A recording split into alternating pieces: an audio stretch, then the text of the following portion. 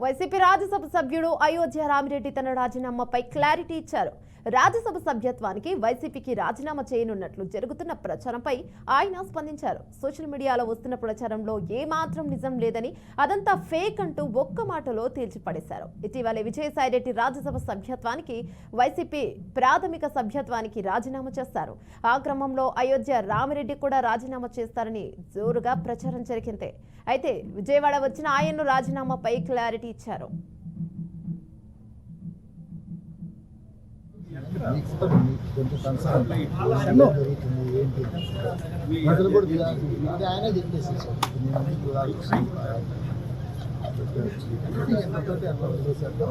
Pressures ఉంటాయి, అందరూ తట్టుకోలేరు కదా.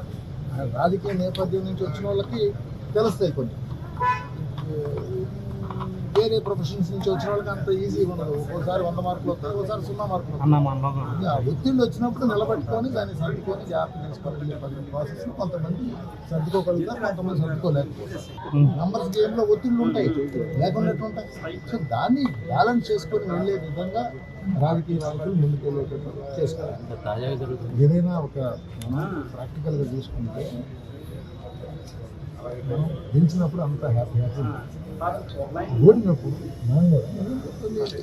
ఇష్యూస్ ఉంటాయి. ఫ్యామిలీలో కూడా అంతే ఉంటాయి, పార్టీలో అంతే ఉంటాయి, వ్యాపార సంస్థలు అంతే ఉంటాయి, దేశం కూడా అంతే ఉంటుంది. దేశం గొప్పగా ఎదిగేటప్పుడు అంతా బాగుంటుంది.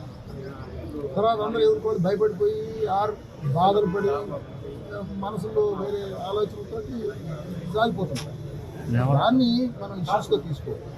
మనం కూడా చూడాల్సింది కొంచెం కన్సర్న్